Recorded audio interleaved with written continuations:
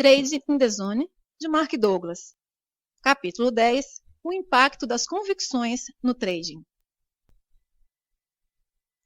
Se o ambiente externo se pode expressar numa combinação infinita de formas, então não há de fato limites para a diversidade de convicções que podemos adquirir. Esta é uma forma sofisticada de dizer que há muito lá fora que aprender.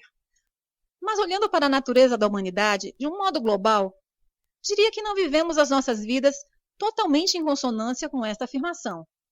Se for verdade que é possível acreditarmos em quase tudo, então por que discutimos e lutamos uns com os outros? Por que não temos todos o direito de expressar as nossas vidas de uma forma que reflita o que aprendemos a acreditar? Tem de haver algo por trás das nossas tentativas implacáveis e permanentes de convencermos os outros da validade das nossas convicções e de negar a validade das deles. Consideremos que todos os conflitos, desde o mais significante ao mais importante, seja entre pessoas, culturas, sociedades ou nações, é sempre o resultado de convicções em conflito. Que características das nossas convicções nos tornam intolerantes perante convicções discordantes? Em alguns casos, somos tão intolerantes que temos vontade de nos matarmos uns aos outros para explicar a nossa ideia. A minha teoria pessoal é que as convicções não são só energia estruturada, mas também energia consciente, pelo menos com algum grau de consciência. De outro modo, como podemos justificar a nossa capacidade para reconhecer no exterior aquilo que já temos inscrito na nossa mente? Como é que saberíamos se as nossas expectativas estão a ser satisfeitas? Como é que saberíamos quando não estão? Como é que saberíamos que estamos a ser confrontados com informações ou circunstâncias que contrariam aquilo em que acreditamos? A única explicação é que cada convicção individual tem de ter algum grau de consciência que a faça funcionar da forma como funciona.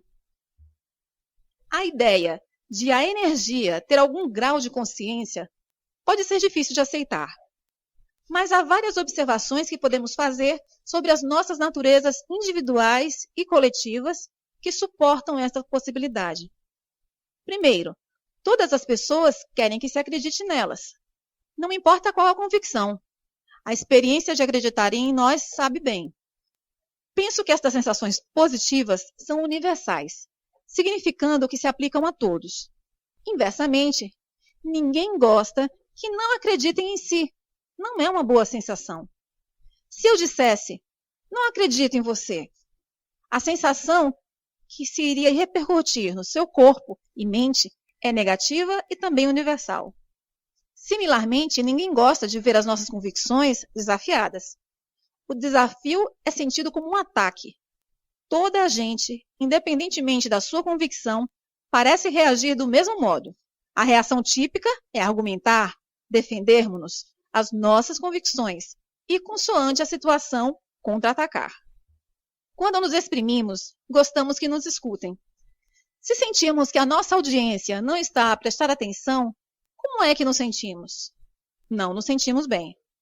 Novamente, penso que esta reação é universal. Inversamente, porque é tão difícil ser-se um bom ouvinte.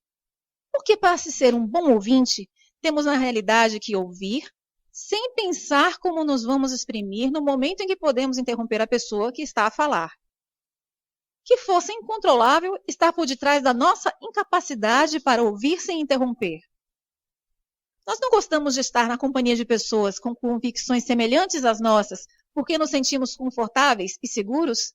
Não evitamos nós, pessoas com convicções diferentes ou conflituosas com as nossas, porque nos sentimos desconfortáveis?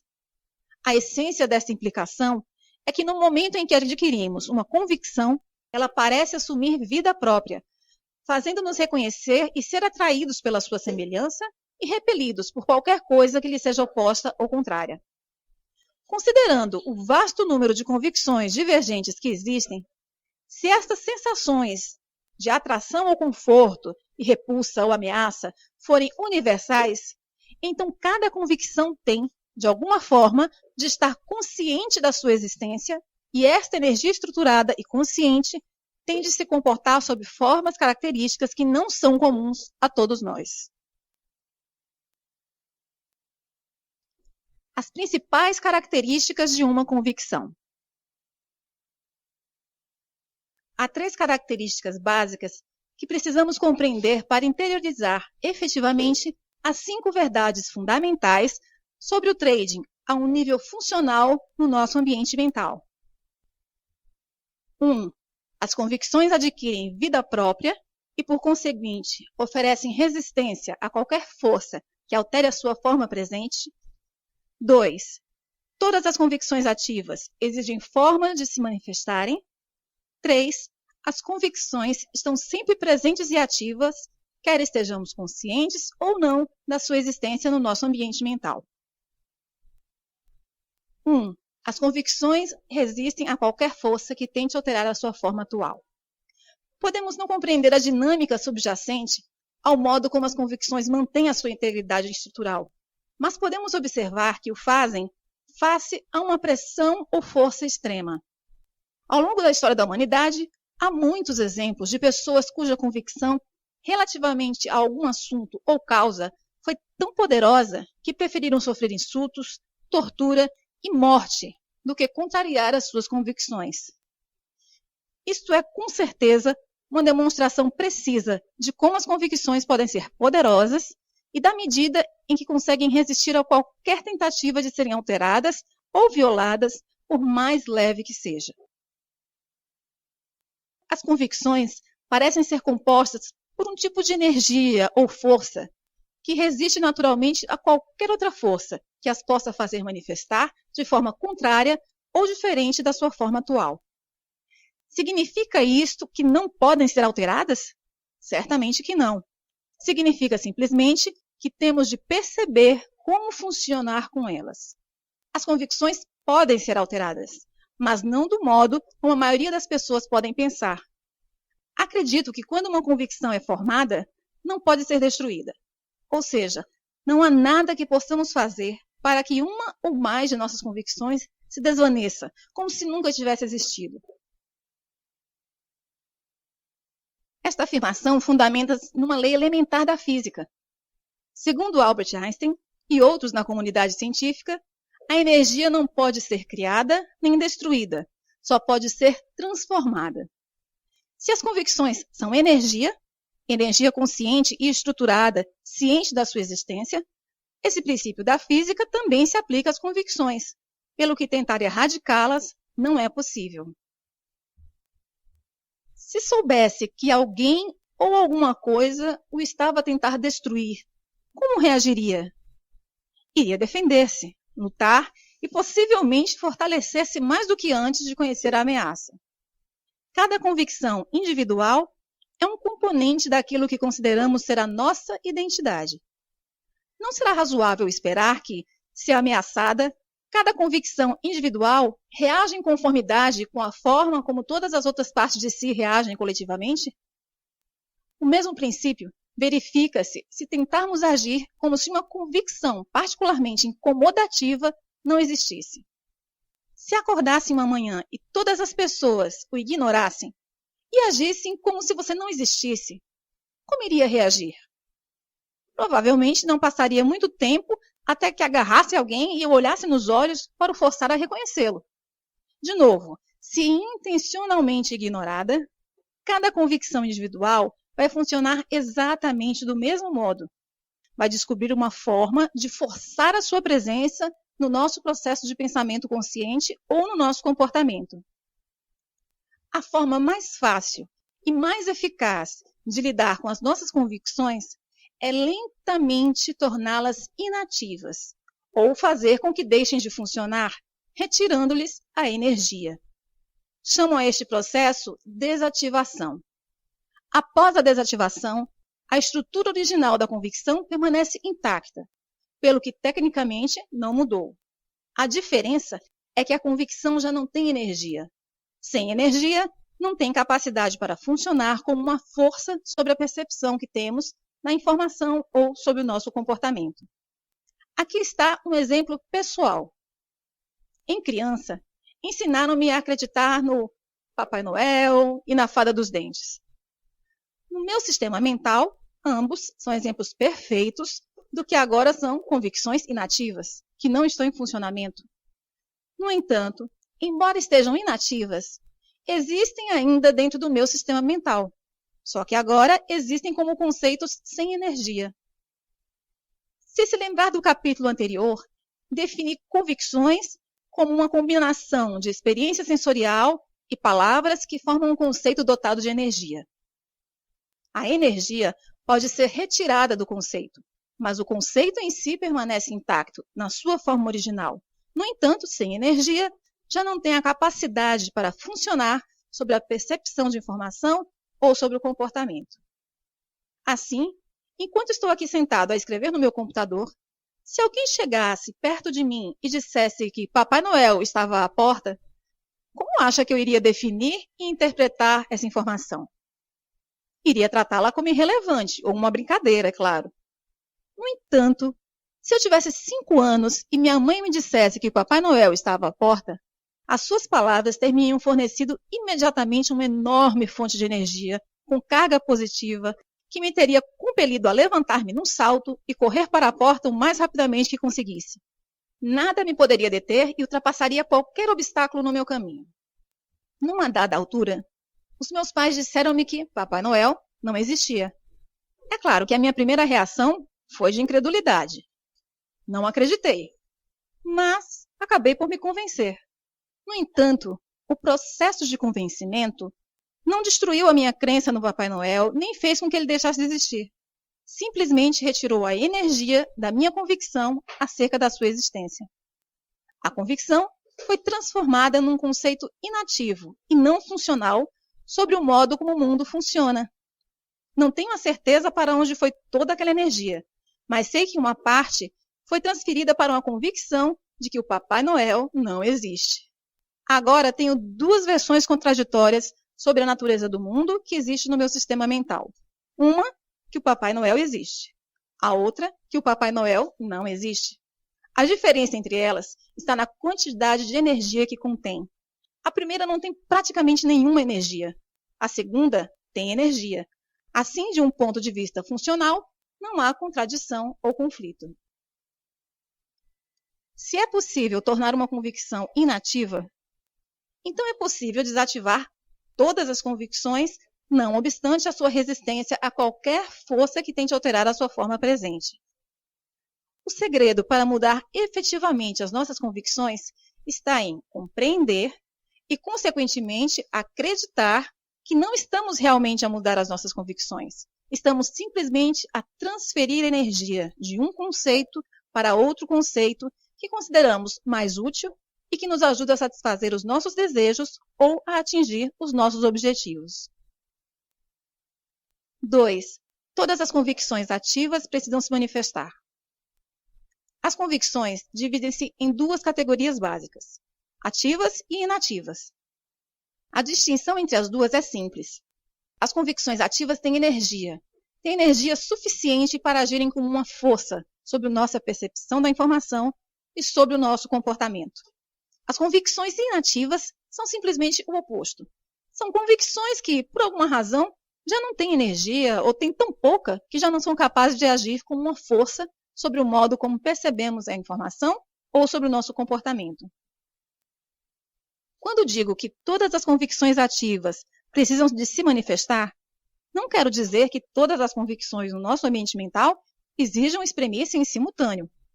Por exemplo, se eu lhe pedir para pensar sobre o que está errado no mundo hoje, a palavra errado vai trazer à sua mente ideias que refletem aquilo em que acredita estar a criar problemas ou perturbações no mundo, a menos, é claro, que não haja nada quanto ao estado do mundo considere problemático. A questão é que, se houver alguma coisa que considere estar de fato errada, não estava necessariamente a pensar nessas ideias antes de eu ter colocado a pergunta. Mas no momento em que a coloquei, as suas convicções sobre essas questões avançaram de imediato para a dianteira do seu processo de pensamento consciente. Com efeito, exigiram ser ouvidas. Digo que as convicções exigem manifestar-se porque quando algo as mobiliza, não parece possível parar a torrente de energia que é libertada. Isto verifica-se especialmente para questões emocionalmente sensíveis ou convicções sobre as quais sintamos um entusiasmo particular. Pode perguntar, por que é que eu iria querer conter a expressão das minhas convicções? Podia haver diversas razões. Consideremos um cenário em que está a interagir com algum superior hierárquico do emprego e essa pessoa lhe diz algo que discorda completamente ou considera totalmente absurdo. Vai exprimir a sua opinião ou contê-la? Tal irá depender do que pensa ser adequado numa situação destas. Se as suas convicções ditarem que manifestar-se será desadequado e essas convicções tiverem mais energia do que as que estão a contrariar, então irá provavelmente conter-se e não discutir abertamente. Pode estar a olhar para esta pessoa, o seu chefe, e a sentir com a cabeça em sinal de concordância. Mas estará a sua mente de acordo? Estará a sua mente silenciosa? É claro que não. A sua opinião está efetivamente a contrariar cada ponto de vista do seu chefe. Ou seja, as suas convicções ainda estão a exigir que se manifeste, mas não estão a ser expressas para o exterior, para o ambiente, porque outras convicções estão a agir como uma força contrária. No entanto, irão em breve encontrar uma forma de sair, não é? Logo que sair desse cenário, irá provavelmente encontrar uma forma de descarregar a sua argumentação. Provavelmente, irá descrever a situação a alguém que pense que o vai escutar com atenção e solidarizar-se consigo. Este é um exemplo de como as nossas convicções exigem manifestar-se quando estão em conflito com o ambiente externo. Mas o que acontece quando uma ou mais das nossas convicções estão em conflito com os nossos propósitos, objetivos, sonhos, vontades ou desejos? As implicações desse conflito podem ter um efeito profundo no trading. Como já aprendemos, as nossas convicções fazem-nos ver o ambiente externo de forma diferente, indicam limites. A consciência humana, por outro lado, parece ser maior do que a soma final de tudo em que aprendemos a acreditar. Essa qualidade da consciência humana, de ser maior, que dá-nos a capacidade para pensar em qualquer direção que escolhamos, seja dentro ou fora dos limites impostos pelas nossas convicções. Pensar fora dos limites chama-se normalmente pensamento criativo. Quando escolhemos intencionalmente uma convicção, questionando aquilo que conhecemos e desejamos uma resposta, abrimos as nossas mentes para receber uma ideia brilhante, uma inspiração ou uma solução para o problema. A criatividade, por definição, dá origem a algo que não existia previamente. Quando pomos as nossas mentes no modo de pensamento criativo, iremos, por definição automaticamente, receber ideias ou pensamentos inovadores em relação ao que já existe na nossa mente racional, sob a forma de uma convicção ou memória. Tanto quanto sei, não existe nenhum consenso entre artistas, inventores ou comunidades religiosas ou científicas quanto à origem exata da informação gerada criativamente. No entanto, o que sei é que a criatividade é aparentemente ilimitada e não tem fronteiras. Se houver limites para a forma de pensar, de certeza que ainda não os encontramos. Pense no ritmo espantoso com que a tecnologia se tem desenvolvido nos últimos 50 anos. Todas as invenções e desenvolvimento da humanidade nasceram nas mentes de pessoas que pensavam fora dos limites impostos por aquilo em que tinham aprendido a acreditar. Se todos nós temos a capacidade inata de pensar criativamente, e acredito que temos, então também temos a capacidade para escutar aquilo a que chamo uma experiência criativa. Defino uma experiência criativa como a experiência de qualquer coisa nova ou fora dos limites das nossas convicções. Pode ser uma nova visão, embora da perspectiva do ambiente sempre tenha existido. Ou podemos experimentar um novo som, cheiro, sabor ou toque. As experiências criativas, tal como os pensamentos criativos, as inspirações, os pressentimentos e as ideias brilhantes, podem ocorrer sem avisar ou podem ser o resultado de uma ordem consciente. Em qualquer dos casos, quando as experimentamos, podemos ser confrontados com um grande dilema psicológico.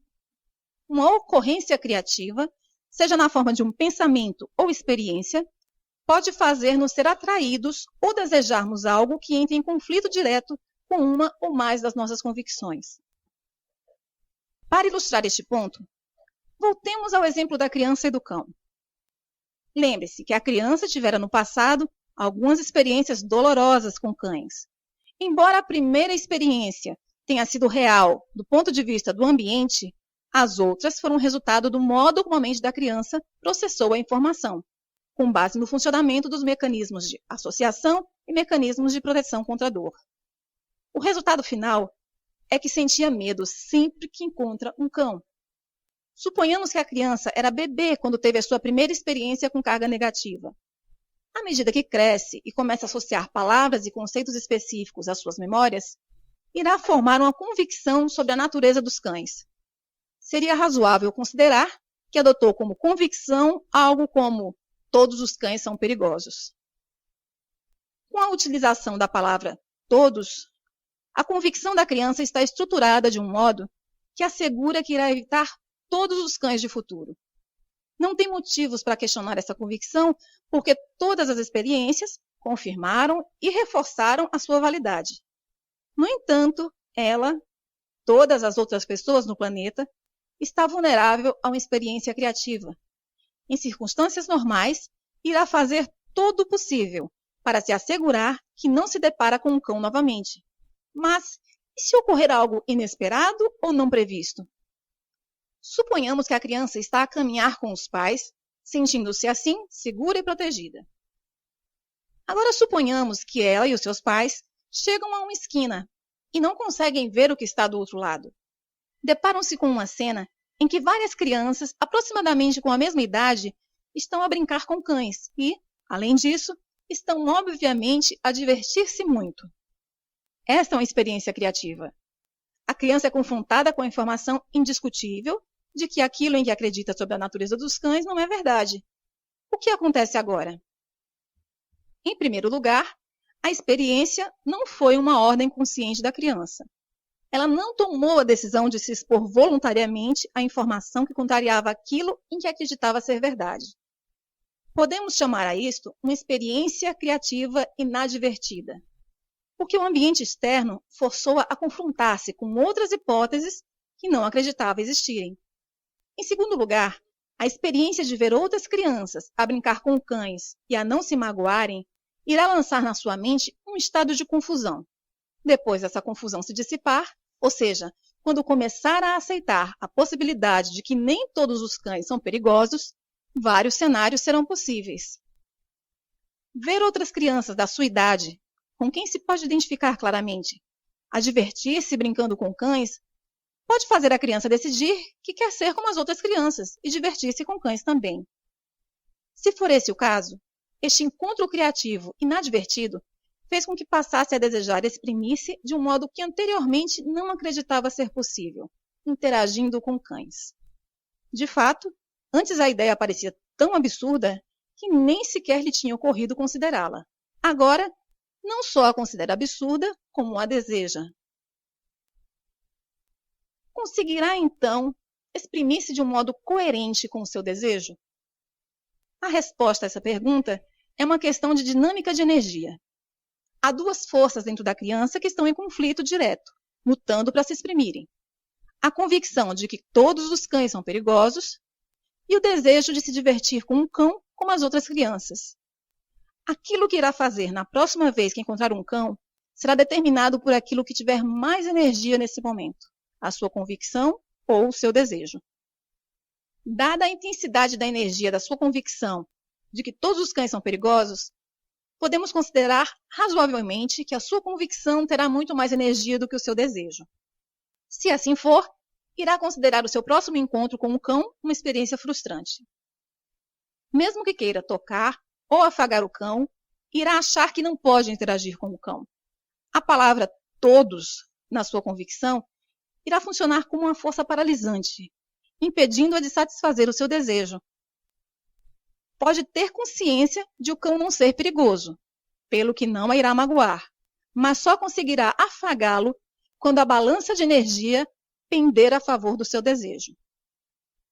Se a criança quiser genuinamente interagir com cães, terá de ultrapassar o seu medo. Isso significa que terá de desativar a sua convicção de que todos os cães são perigosos, para que possa fortalecer devidamente uma convicção sobre cães mais harmoniosa com o seu desejo. Sabemos que os cães se podem exprimir numa ampla variedade de formas, desde brincalhões e simpáticos a outros desagradáveis. No entanto, uma percentagem muito reduzida de cães pertence à categoria dos perigosos. Uma boa convicção para a criança adotar seria algo como: a maioria dos cães são brincalhões, mas alguns podem ser maus e perigosos. Esta convicção iria permitir-lhe aprender a reconhecer características e padrões de comportamento que lhe diga com que cães pode brincar e quais deve evitar. No entanto, o problema maior é: como é que a criança pode desativar o todos da sua convicção de que todos os cães são perigosos para que possa ultrapassar o seu medo? Lembre-se que todas as convicções resistem naturalmente a qualquer força que pretenda alterar a sua forma presente. Mas, como indiquei acima, a abordagem certa não é alterar a convicção, mas sim retirar-lhe a energia e canalizá-la para outra convicção mais adequada aos nossos fins. Para desativar a ideia que a palavra todos representa, a criança terá de criar uma experiência com carga positiva com um cão. Em algum momento, terá de ultrapassar o seu medo e tocar num cão. Fazer isto pode exigir um grande esforço, durante um período de tempo considerável. No início do processo, o seu novo entendimento sobre cães pode ser apenas o suficiente forte para lhe permitir estar na presença de um cão a uma certa distância, sem fugir. Cada novo encontro com um cão, mesmo a uma certa distância, que não resulte num resultado negativo, irá retirar cada vez mais energia negativa da sua convicção de que todos os cães são perigosos. No final, cada nova experiência positiva irá permitir-lhe preencher a distância entre ela própria e o cão, pouco a pouco, ao ponto de finalmente conseguir mesmo tocar num cão. Do ponto de vista da dinâmica da energia, conseguirá tocar num cão quando seu desejo para o fazer for um pouco mais forte do que a sua convicção de que todos os cães são perigosos. No momento em que toca efetivamente um cão, está a retirar a maior parte da energia negativa que resta no conceito de todos e a transferi-la para a convicção que reflete a sua nova experiência. Embora não seja muito comum, há pessoas que, por várias razões, estão suficientemente motivadas para realizarem sozinhas o processo acima descrito. No entanto, podem não estar conscientes da dinâmica envolvida. As pessoas que conseguem superar um medo de infância dessa magnitude normalmente fazem-no casualmente, ao longo de anos, sem ter a certeza exatamente como fizeram, a menos que procurem e obtenham ajuda profissional competente. Mais tarde, em adultos, se lhes perguntarem ou se acontecer depararem-se com uma situação que lhes lembre o seu passado, por exemplo, observar uma criança que tem horror a cães, normalmente caracterizam o processo por que passaram como: lembro-me quando tinha medo de cães, mas ultrapassei-o. O resultado final do primeiro cenário foi que a criança venceu o seu medo, desativando a sua convicção limitadora sobre a natureza dos cães. Isso permitiu-lhe exprimir-se de um modo que considera agradável e que de outro modo teria sido impossível. O segundo cenário que poderia resultar da experiência criativa inadvertida da criança com cães é que não é atraída pela possibilidade de brincar com um cão. Ou seja, não se interessa em ser como as outras crianças e interagir com cães. Neste caso, a sua convicção de que todos os cães são perigosos e o seu novo entendimento de que nem todos os cães são perigosos irão existir no seu ambiente mental como ideias contraditórias. Isto é um exemplo daquilo a que chamam uma contradição ativa, quando duas convicções ativas estão em conflito direto uma com a outra, ambas exigindo expressão. Neste exemplo, a primeira convicção existe a um nível central no ambiente mental da criança, com uma grande quantidade de energia com carga negativa. A segunda convicção está a um nível mais superficial e tem muito pouca energia com carga positiva. A dinâmica dessa situação é interessante e extremamente importante. afirmamos que as convicções controlam a percepção que temos da informação. Em circunstâncias normais, a criança teria ignorado a possibilidade de interagir com cães, mas a experiência de ver outras crianças a brincar criou uma ideia com carga positiva na sua mente que nem todos os cães são perigosos. Alguns podem ser brincalhões. No entanto, não fez nada para desativar o todos da sua convicção de que todos os cães são perigosos. E, tanto quanto sei, as convicções não têm capacidade para se desativarem a si mesmas.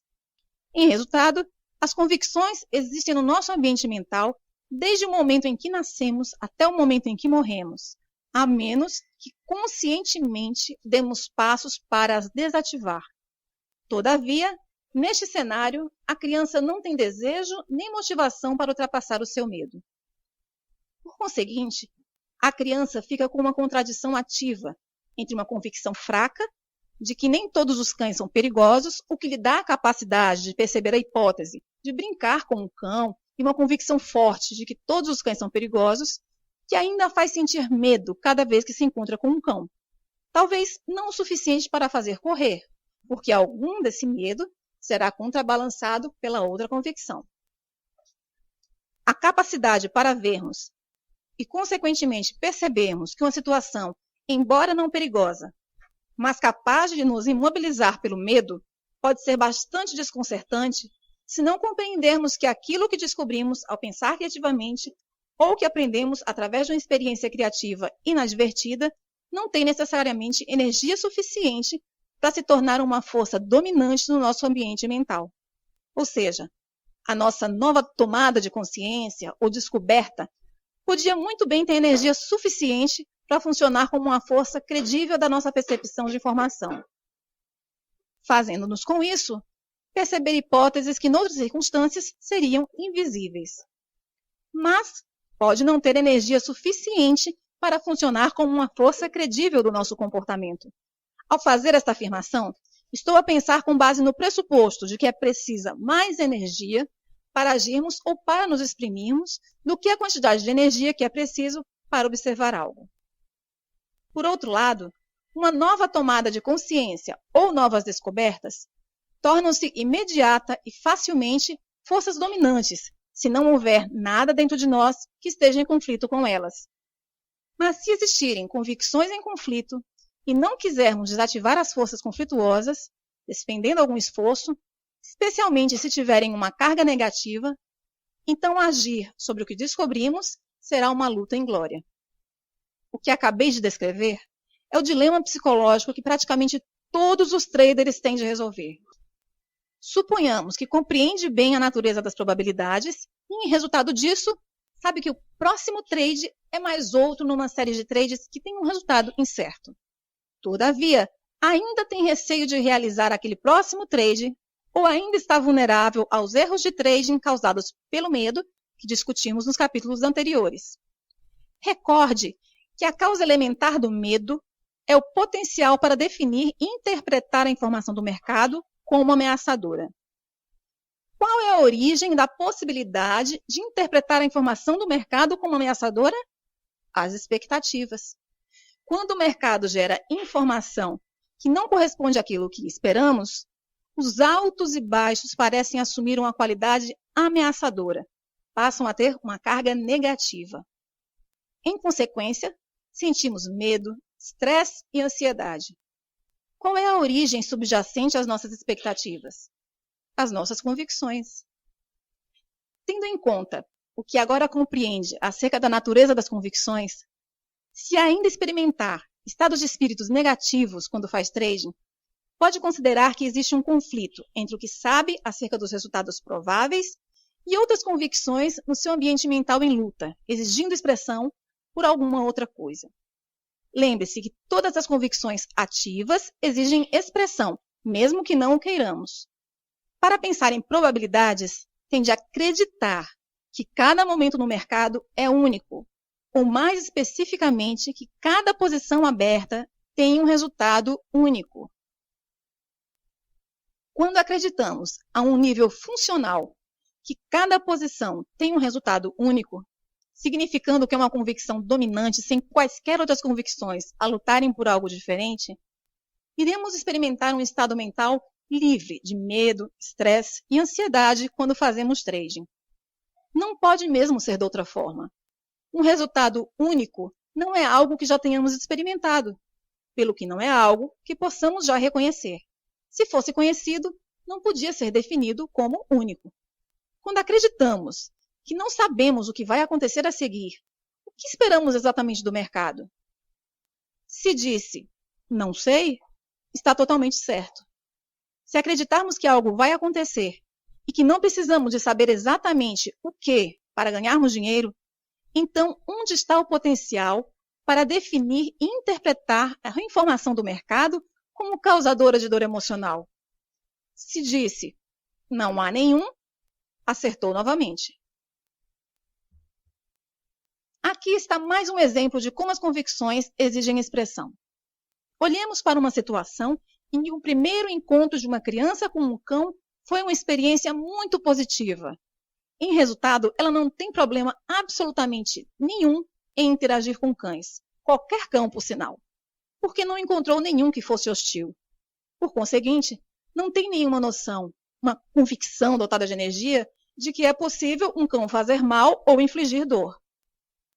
Quando aprender a associar palavras às suas memórias, a criança irá provavelmente adquirir uma convicção semelhante a todos os cães são amigos e divertidos.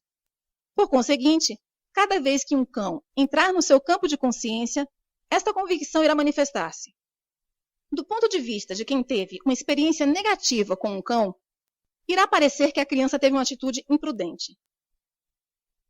Se tentássemos convencer a criança de que algum dia será mordida se não tiver cuidado, esta convicção irá fazer com que dê pouca importância ou ignore completamente o aviso. A sua reação seria algo como: impossível, isso não é possível.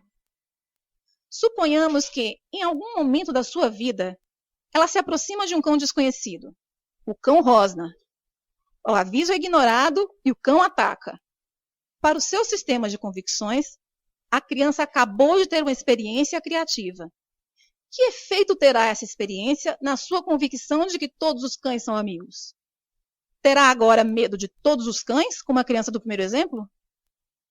Infelizmente, as respostas a essas questões não são fáceis, porque pode haver outras convicções, também a exigirem expressão, que não tem nada a ver com cães, mas que entram em jogo numa situação dessas.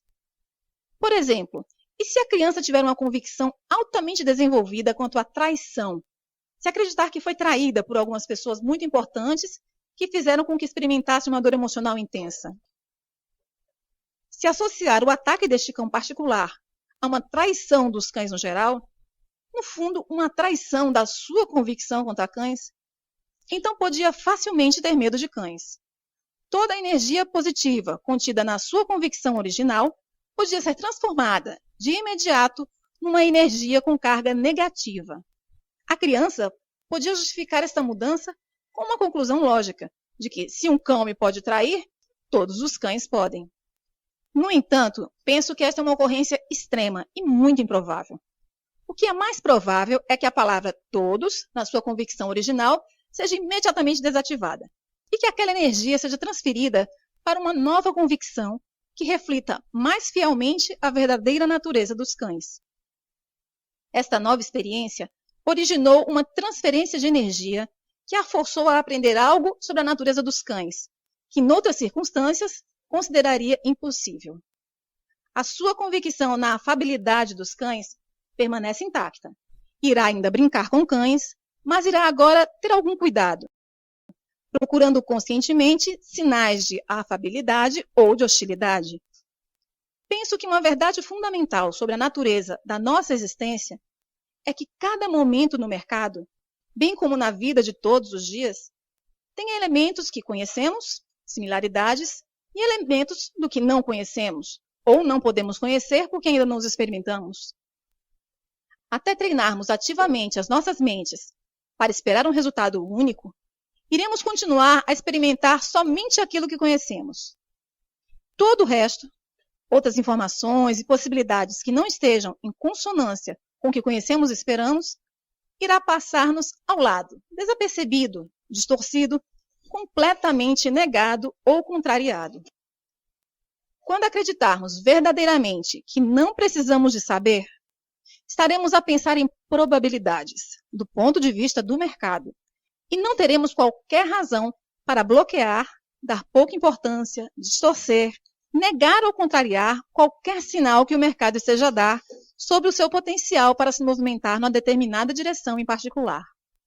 Se não estiver a experimentar a liberdade mental sugerida naquela afirmação, e se for seu desejo experimentá-la, então tem que assumir um papel ativo no treino da sua mente para acreditar na singularidade de cada momento, e tem de desativar qualquer outra convicção que lute por algo diferente. Este processo não é nada diferente daquele por que a criança passou no primeiro cenário. Nem vai acontecer sozinho.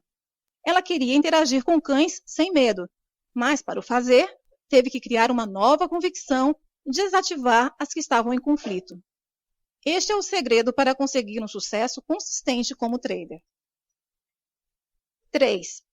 As convicções continuam ativas, independentemente de termos ou não consciência da sua existência no nosso ambiente mental. Por outras palavras, não temos que recordar ativamente ou ter acesso consciente a qualquer convicção para que esta funcione como uma força sobre a nossa percepção de informação ou sobre o nosso comportamento. Sei que é difícil acreditar que algo de que nem sequer nos conseguimos lembrar possa ter um impacto nas nossas vidas. Mas quando pensamos nisso, muito do que aprendemos ao longo das nossas vidas está armazenado num nível subconsciente.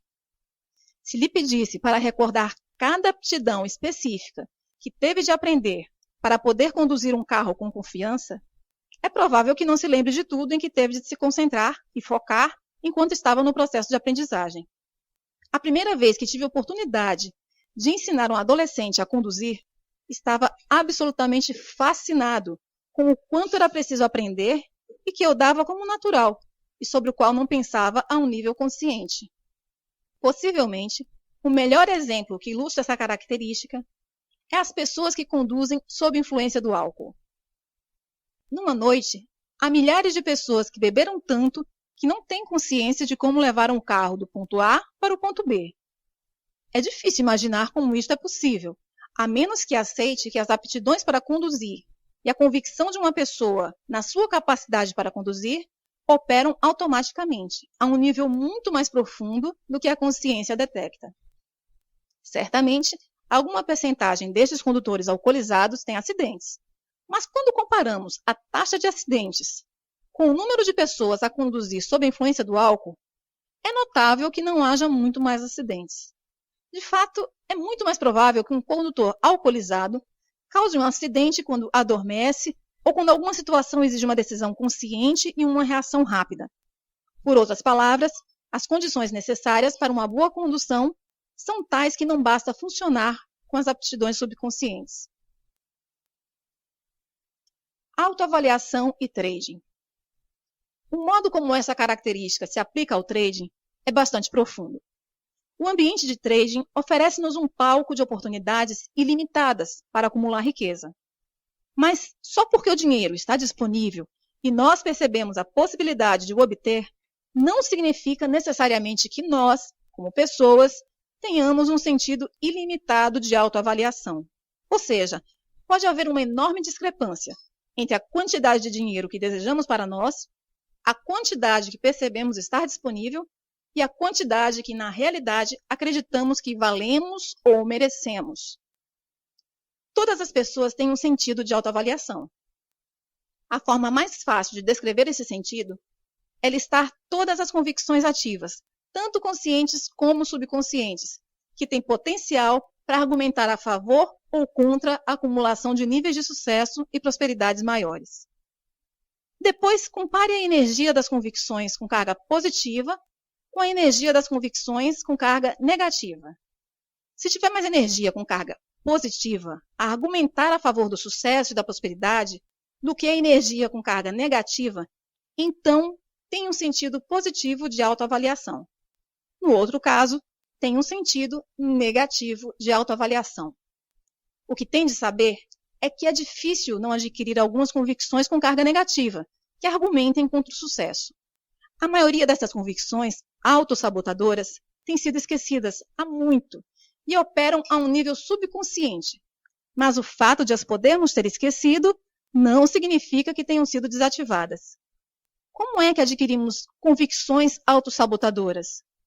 Infelizmente, é muitíssimo fácil. Provavelmente a forma mais comum é quando uma criança se envolve em alguma atividade contra a opinião dos pais ou do professor e a criança se fere acidentalmente. Muitos pais, para convencerem a criança do seu ponto de vista, irão reagir a uma situação como essa dizendo: isso não teria acontecido se não me tivesse desobedecido.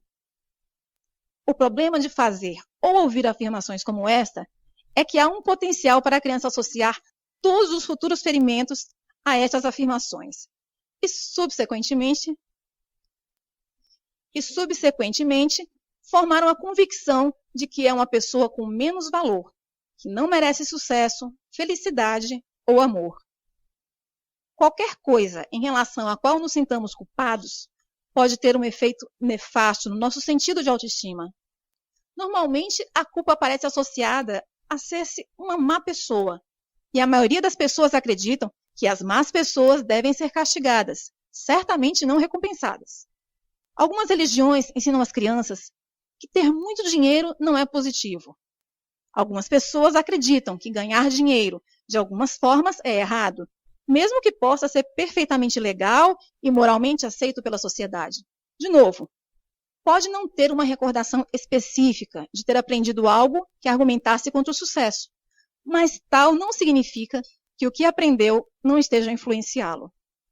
Um modo como essas convicções subconscientes de autossabotagem se manifestam no trading é normalmente sob a forma de lapsos de concentração, resultando num sem número de erros de trading, como dar uma ordem de compra em vez de venda ou vice-versa, ou deixar-se distrair e desviar o olho do monitor só para descobrir quando voltar que falhou o grande trade do dia. Trabalhei com muitos traders que atingiram vários níveis de sucesso consistente, mas descobriram que não conseguiam ultrapassar certos limiares. Descobriram uma barreira invisível, mas muito real, semelhante ao proverbial teto de vidro, que muitas mulheres executivas experimentam no mundo empresarial. De cada vez que estes traders batiam nessa barreira, experimentavam uma queda significativa, independentemente das condições de mercado. No entanto, quando se lhes perguntava o que tinha acontecido, eles atribuíam normalmente o seu súbito período de má sorte simplesmente a isso, à sorte ou aos caprichos do mercado.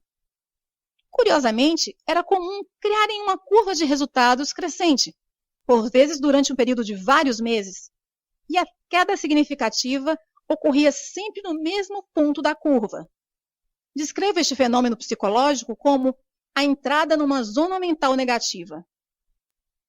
Por muito que o dinheiro tivesse fluído para suas contas enquanto se mantiveram no estado mental adequado, fluía agora para fora delas, com a mesma facilidade quando entravam na zona mental negativa, onde questões de autoavaliação não resolvidas agem misteriosamente sobre a sua percepção da informação e comportamento. É fundamental estar consciente da presença de tais convicções e dar os passos necessários no seu regime de trading para as compensar quando se começarem a manifestar.